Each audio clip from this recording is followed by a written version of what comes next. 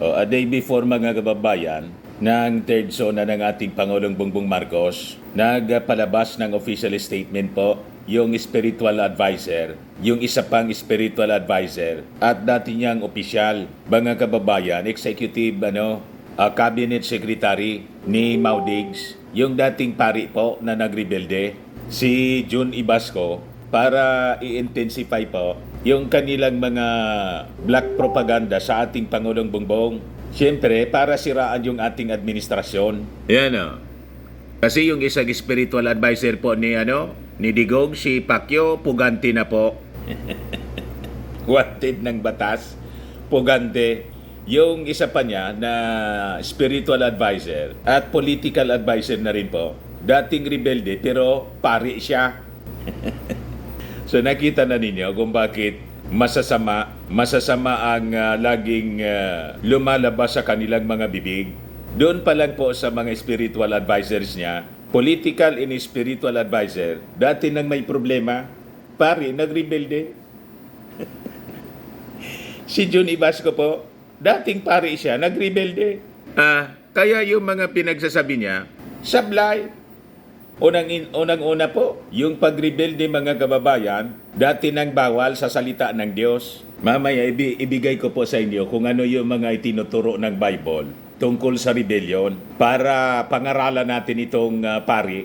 Dating pari mga kababayan, nagrebelde. Tapos political and spiritual advisor po ni Maudigs. Kung ano talaga po yung puno, siyang yung bunga. Diba? Tingnan ninyo ang resulta, mga kababayan. Kaya pari-pareha sila. Masasama ang pag-uugali. Masasama ang impluensya sa ating bayan. So, ibigay ko muna sa inyo kung ano itong statement niya. Ang sinasabi niya rito po, mga kababayan, may resurgence daw ng mga issues laban sa kanya. Kaya ito yung rason kung bakit nagpalabas siya ng official statement. Ayan po, official statement. Leoncio John Ibasco Jr., Filipino, ugpong sa Tawong Lungsod, President. Siya mga kababayan yung nasa likod ng nausog. Mga rallies, siya yung organizer niyan mga kababayan. Siya nang gagatong para yung ating mga mamamayang Pilipino mag-alsa laban sa ating Pangulong Bongbong. Kopyahin po yung EDSA People Power. And possibly yung intention nila, kaya nagpalabas siya ng statement para lalong gatungan po yung nausog. Kasi yung rally po, nilalangaw po yung mga rallies nila. Yung sa Liwasang Bonifacio po, ang nandun po, mga kababayan, same na mga personalities. Yung nausog rally nila, naging sumba, naging sayawan po. Tingnan ninyo po yung ginawa nila sa Liwasang Bonifacio. At gagawin nila hanggang bukas para sabayan po ang suna ng ating Pangulong Bongbong. So ito po yung official statement na sinasabi ng hugpong sa Tawong Lungsod Party. So sabi niya dyan, it has come to my attention, 1 hour pa lang po, that there has been a noticeable resurgence of issues against me and other personalities who have decided to come out and speak up. It does not come, anya, as a surprise. The rapid decline in the trust and acceptance rating of the Marcos administration has forced its propagandists to look for scapegoats. Doon pa lang po mga kababayan, sablay na. Unang-una, pag tiningnan po ninyo yung ratings, survey ratings po, ang may pinakamalaki pong pagbagsak, si Inday. Hindi man po yung ating Pangulong Bongbong Marcos. Yan po yung balita Manila Times, Sara ratings decline. Update, while the overall performance rating of President Ferdinand Marcos Jr. for the second quarter of 2024 stabilized, Vice President Sara Duterte's ratings saw another significant drop, down 20 percentage points from 2 years ago. The latest nationwide survey conducted by Publicos Asia showed ang tumataas po si Martin Romualdez. At kung bumaba man yung ratings po ng ating Pangulong Bongbong Marcos, hindi man po siya kandidato. Tama po? At normal po yon. Kasi may mga policy decisions na unpopular na minsan hindi po na maintindihan ng mga tao, lalo massive yung mga paninira ng kampo po ninyo, nauuto yung ilan sa ating mga kababayang Filipino. Tama po? Lalo, sabi ngayon ng Armed Forces natin, si General Browner, yung academe, yung media, yung LGUs, infiltrated na ng China. Malamang sa malamang, sabi nga natin mga kababayan, pati itong mga survey firms na infiltrate na ng China, malamang made in China po. Kaya kahit wala pong ginagawa si Inday, laging mataas ang ratings. Hindi nga naayos po yung DepEd. Mataas pa rin yung ratings as compared sa ating Pangulo. Kaya kaduda-duda sa latest po na survey ng False Asia. Di ba? Huwag kami, Mr. Jun Ibasco. Yung grupo ninyo, walang ginawa. Manira po. Sabi niya dyan, the people's rising anger against corruption, excesses and abuses in government, massive government spending on image-building activities, obsession with the PI, yung People's Initiative. Wala mang ganun po. And others is merely a reaction. With very few exceptions, people don't get angry for no reason. Ang rising anger of corruption po, doon sa mga nadidiscover ng Senado na corruption during the previous administration. Kasi iniimbitahan po, halimbawa sa investigasyon, yung mga kaalyado ninyo, lalo na si Maudigs, inimbitahan sa investigasyon ng Parmali, ayaw, pinagmamura, mga kababayan si Dick Gordon. O ngayon, dito sa Pogo, ang daming anomalya. Iniimbita kayo yung tropa ninyo sa Nausog. Hindi man kayo pumupunta yung tropa ninyo. Pati yung investigasyon sa Kongreso. Sabi ngayon sa latest, iimbitahan po si Harry Roque. Tingnan natin sa issue ng Pogo. Tingnan natin kung pupunta. Doon nagagalit yung mga tao. At saka, yung sinabi ninyo, people don't get angry for no reason. May mga tao po na basta na lang nagagalit nang walang karason-rason na matino tulad po ni Inday. Nagtantrums ng tanggalan po ng confidential funds. Na yung confidential funds, hindi man niya kailangan. Ang nangangailangan ng confidential funds, yung national defense natin, yung Philippine Coast Guard, yung mga security agencies. Tama? Sabi pa niya, hakbang ng maisog is simply the answer of Filipinos including former President Rodrigo Duterte to the deepening crisis and the threats of war because of the insensitivity of those holding the reins of government. Ano sinasabi ninyong threats of war? Ang ganyang linya po ni Xi Jinping. Palibasa po, dati kayong rebelde na impluensya ng China, ng ideolohiya ni Mao Zedong. Kaya ganun kayo mag-isip. Kaya nga po mabanti yung kaalyado ninyong China kasi nawala yung Amerika, naniwala sa mga propaganda ninyo na mga grupong anti-US Marcos Sr. noon. Kaya nagkalitsi-litsi yung ating bansa. Huwag kami, Leoncio, kayo yung nag-create ng problema ng Pilipinas. Kung hindi ninyo inistorbo yung tatay ng ating Pangulong Bongbong, si Marcos Sr., maayos na sana hindi tayo nalampasan ng mga bansa sa Southeast Asia tulad ng Singapore, tulad ng Thailand, tulad ng Vietnam na tinulungan pa natin noon, tulad ng Malaysia. Kayo nag-create ng napakalaking problema dito sa ating bansa. Yung panggagatong ninyo, saan ka pulutin yan mga kababayan? Pare, nagrebelde, yan pagrebelde po, bawal sa salita ng Diyos. Yan po, sabi sa Bible, 1 Samuel 15 verse 23, for rebellion is as the sin of witchcraft, and stubbornness, yung katigasan ng ulo, tulad ninyo po, at ng inyong mga tropang nausog, is as an iniquity and idolatry.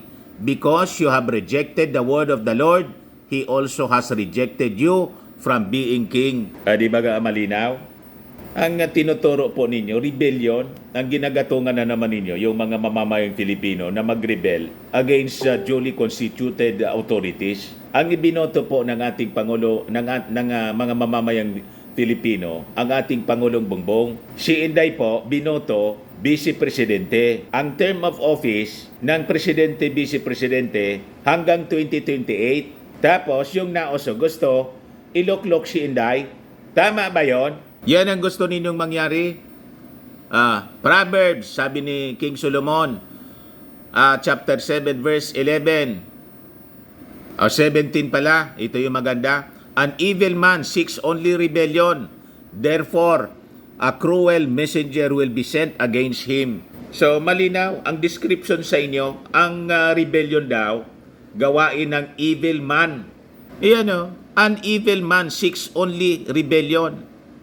Therefore, a cruel messenger will be sent against him. Huwag po kayong naniniwala dito sa rebuilding pari, mga kababayan. Kasi that man is an evil man. Kasi ang rebellion po is against the word of God. Bawal po kasi ang duly constituted authorities ay appointed ng Diyos mismo. That is the teaching sa Romans po. Let every soul be subject unto higher powers, for there is no power but of God. The powers that be are ordained by God. Whosoever resisted the power, resisted the ordinance of God. Naintindihan mo, rebuilding pari, John Ibasco? Tumanda kang walang pinagtandaan, ginagatungan mo yung mga grupo mo na imbis magpasakop sa gobyerno, gusto ninyong mag-aid sa people power uli. Ayaw ninyong irespeto ang desisyon ng mga mamamayang Pilipino. Ang nagpanalo kay Inday, mga Marcos loyalist, yung excess doon sa boto ni Inday na less than 1 million po, yun man lang yung mga nausog. Mga DDS. Sabi niya diyan, instead of shaping up, the Marcos administration has resorted to repression. Anong repression na sinasabi po ninyo? Kung may repression po, hindi na kayo nakapag rally dyan sa Liwasang Bonifacio. Repression yung hindi natuloy yung mga nausog rallies ninyo. Yung mga sinungaling kayo. Hindi natuloy kasi unang-una, ayaw ng LGU. Yung permit ninyo, hindi na-approve. Lumipat kayo sa Bulacan, lumipat sa pribado. Ayaw man ang may-ari ng lote. Yun doon sa Visayas, Dumaguete yun. Pinakancel ninyo yung inyong permit. Pagkatapos, may panibagong tao na nag-apply. Iwala ng panahon yung local government para isupport yung pagtitipon ng mga tao, masecure yung kaligtasan ng mga participants. Yun mismo yung paliwanag ng city mayor doon. Tapos sasabihin niyo repression, buwilo kayo na magmura ng magmura. Si Maudigs at mga anak niya, hindi makain ng aso ang lumalabas sa bibig. Hindi ko daw maintindihan kung bakit ganun sila. Yun ba yung tinuturo po ninyo bilang dating pari? Di ba shocking na ang kasama mo, dating pari, pagkatapos political spiritual advisor ka, ganun ang mga binubuga, mga linalabas sa kanilang mga bibig, lahat lang mga masasamang salita. Anong klaseng mga tao kayo? Tapos sasabihin ninyo, repression, using the full force of government resources, it has repeatedly suppressed the exercise of freedom of expression with varying results. Kung nirepress yung freedom ninyo, hindi na sana, nagpakakulong na sana kayo, buwilo kayo na magsalita. Ito nga, nag-press release kayo. Araw-araw yung istasyon ninyo naninira at global using the social media. Ang repression po, yung ginawa ni Digong, pinasara yung ABS-CBN. wala kayong komento doon kasi kasama kayo sa gobyerno. Cabinet secretary kayo. Kita ninyo? Wala kayong mahikayat na maraming tao. In line with this, it has started to demonize all it perceives to be involved in the hakbang ng maisog and all other critics of government, perhaps hoping it will disrupt the momentum, cause confusion within the ranks, and ultimately kill the dissent. Anong dinimonize kayo? Kayo yung nagdemonize sa sarili ninyo. Kayo ang mura ng mura. O di ba si Maudigs? Kami narinig ninyong nagmumura sa inyo. Di ba? Kayo, ang grupo ninyo, ang walang tigil sa pagdemonize sa ating Pangulong Bongbong, tinawag na bangag, adiktador, kung ano-ano na lang, hindi man mapatunayan. Kasi sabi doon sa result sa drug test, negative. You see, mga sinungaling kayo. Kaya nga tingnan ninyo, hindi na pinagpatuloy ni Senator Bato yung investigation sa PDEA leaks kasi hindi man in aid of legislation kundi destabilization. Kayo ang mahilig sa pag-demonize? May narinig kayo na mga masasamang salita galing sa ating Pangulong Bongbong? Nagsalita man lang ng masama laban kay Maudigs sa kanyang anak na si Miss Confidential Fund na ngayon dinesignate yung sarili niya as inappoint yung sarili niya as designated survivor. Wala kang marinig sa ating Pangulo. Sumama lang yung loob ni Mrs. Lisa Marcos kasi saan ka mang pulutin, ilinagay siyang caretaker nang mag-travel yung ating Pangulo. Pagkatapos, nandun siya sa rally na gustong lusubin yung palasyo. Marcos resign. Kung siya yung presidente, ganon din yung gawin. Halimbawa, vice presidente yung ating Pangulo. Magusto kaya kayo? Malamang kung ano-ano na yung ginawa ninyo. Hanggang ngayon, wala tayong marinig na masasamang salita sa ating Pangulong Bongbong Marcos. Sige lang ang trabaho. Mantang habang kayo, yung grupo ninyong maisog, sige ang pamirwisyo. This response is bound to fail, sabi niya. It can destroy reputations, even kill people. Mahilig kayo sa kill people. But unless those in power shape up, it will not succeed. The conditions that led to 1986 are very much present. Sa yun yung pananaw man lang po ninyo, opinion ninyo, na wala mang maniwala, kundi kayo-kayo lang. If this administration refuses to heed the signs and the people's anger over the failing economy, it will suffer the same fate. Anong failing economy? Sino ba yung consultant mo? Si Senator Robin Padilla na nagdagdag lang ng biyahe yung Vietnam Airlines papuntang Vietnam from Manila. Sinabi na niya na napag-iwanan na daw tayo sa economic status sa economy ng Vietnam. Nagdagdag lang ng biyahe. Natalo na tayo. Ipagtinignan po ninyo yung ranking. Mas maganda yung takbo ng ating ekonomiya. Number 4 tayo. Number 5 lang yung Vietnam. At saka yung economy, talagang ganon. Gumaganon-ganon siya. Na that is normal.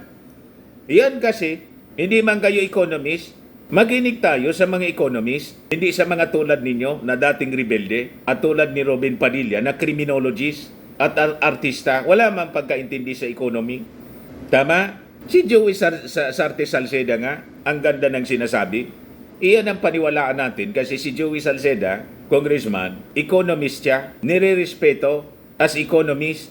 Kayo, pare, na dating rebelde, paano natin irerespeto ang isang pari na nagrebelde? Mismong yung Bible nagsasabi, masama yung pagrebelde. Gawain ng evil man ang pagre-rebelde. All the black propaganda and name-calling, just like the image building and PR projects, will not succeed until the lives of Filipinos improve. Anong black propaganda? Kayo'n magaling dyan. Kami po, ang linalabas namin po na mga vloggers na sumusuporta sa ating administrasyon, mga facts. Mamaya ibigay ko sa inyo yung mga facts, mga kababayan, tungkol sa economy, tungkol sa administrasyon ng ating Pangulo. Unfortunately, that is precisely what the Marcos administration refuses to do. Leoncio John B. Ibasco Jr., Filipino, hugpong sa tawong lungsod, president. Ayan siya po. Siya ang nasa likod ng nausog. Ito po, dating pare, rebelde, dating gobernador ng Bohol yata. Anong asahan mo dyan? Anong makuha mong mabuti sa isang pare na nagrebelde? Di ba? Ito po yung pakinggan ninyo, galing sa Economist. Basagin natin yung mga black propaganda kasinungalingan nitong dating rebelding pari na si John Ibasco. Ayan Manila Bulletin. Sabi po dito sa balita, Marcos can boast of strong wins in Sona. Sabi po ni Congressman Joey Sarte Salceda. Panalo po ang ating economy, mga kababayan. Credible siya na magsalita kasi economist siya, mga kababayan. President Marcos has a lot of strong wins to highlight in his third State of the Nation Address or SONA, sabi po ni Salceda. Salceda, an economist, cited the areas of inflation, unemployment, and the economy in general as areas where Marcos administration has scored recent victories. Sinong papaniwalaan natin? Si John Ibasco na rebuilding pari? O si Joey Salceda na ekonomista? Malawak yung pagkaintindi sa economy. Ano nga saan mo dito kay John Ibasco? Pagkatao niya nga, hindi niya naayos. Tama? Saan ka pulutin na pari ka, magre-rebuild ka, kinontra mo yung salita ng Diyos? Sabagay, Catholic priest, ganon talaga, kontra sa Bible. Sa tinuturo ng Bible po, ang mga tinuturo sa tao. Kaya tingnan mo, si Digong, pati Santo Papa, pinagmumura. You see? So sabi niya, while challenges remain, President Marcos has strong winds to tout. Inflation is down. Bumaba po yung inflation, yung pagtaas ng mga bilihin to 3.7% within the target range niya. Yung unemployment naman is at 4.1%. Strong considering our high interest rates. Growth is at 5.7%. Yun ang nasa data po. Solid considering China's slowdown and the generally hostile global conditions. Pero po, nag-grow pa rin yung ating economy. 5.7%. Ano pa? Marcos has also secured an agreement with India to supply rice and will be able to secure even more supply as India eases export restrictions. In other words, the President can resolutely say that things are getting and are about to get better, sabi po ni Salceda. Meanwhile, speaking of achievements, si Kabayan Party List Representative Ron Salo praised the Marcos administration for bringing crucial and basic services nearer and more accessible to the common Filipino. Yung ating Pangulong Bongbong Marcos lang po nakagawa niyan. Never sa mga previous administrations, including Maudigs, na nililibot ng ating Pangulong Bongbong Marcos, parang nasa kampanya lang, para personal siya na magbigay ng ayuda to poor families, to farmers, to fishermen. Hindi lang po ayuda, simpleng ayuda. Pati mga kababayan mga gamit sa pagsasaka, tulad ng mga tractors, mga machineries, para mga kababayan makatulong sa pag-improve ng rice production. Magkaroon tayo ng self-sufficiency sa pagkain. At tinupad niya yung hindi natapos na trabaho ng kanyang tatay, yung pamimigay po ng lupa, pati yung pagkakautang po ng mga agrarian reform beneficiaries ay inalis niya. Wala nang babayaran, libre lahat. Walang nakagawang ganyan, mga kababayan na presidente, other than yung ating Pangulong Bongbong Marcos. Kaya nainggit kayo, masyadong na-insecure. Kasi nga po, wala kayo sa kalingkingan. Yung previous administration, yung focus lang ay yung tukang-tukang EJK. Kaya nga nagkanda kaso-kaso kayo sa ICC. Basag na basagan niya, Mr. Maravillas. Kailangan basagin natin po yung kanilang mga kasinungalingan. Mga sinungalin po sila. Normal sa mga taong ito ang magsinungaling. You just imagine, yung sinabi ngayon, bukas iba na. Pati nga yung kanyang anak na si Inday po. Nag-announce si Inday na tatakbuhan niya yung tatay ko, si Digong, si Baste, pagkatapos si Pulong, pagka-senador. Ano sabi ni Digong? Yung mismong anak niya, sinupla. Magpaniwala ka nga niya dyan, kay Inday. I-jamming ka lang anya niyan. Kami niya tatakbo sa pagka-senador. Anong gagawin namin dyan sa Senado? So sila mga kababayan, naglalaglagan sila. Sila. Ano tayo maniwala sa mga taong ganyan? Unstable yung kanilang pag-iisip. Ano sabi po sa Bible? Yung mga mga double talk na tao, double-minded people. Yan sabi sa James, mga kababayan. James chapter 1 verse 8. Ano sabi diyan sa King James sa Bible? A double-minded man is unstable in all his ways. Gusto ninyo ng leader na unstable yung pag-iisip, hindi mo mapanghawakan yung kanyang mga salita. Yung ating Pangulong Bongbong Marcos po, may isang salita. Hindi siya nagbibitaw ng mga pananalita ng basta-basta. Pinag-iisipan niya. Ang mga Duterte po, balibaliktad po yung mga pinagsasabi. Ayan man lang po, mga kababayan. Ako po si Dante Maravillas. Bye-bye. God bless.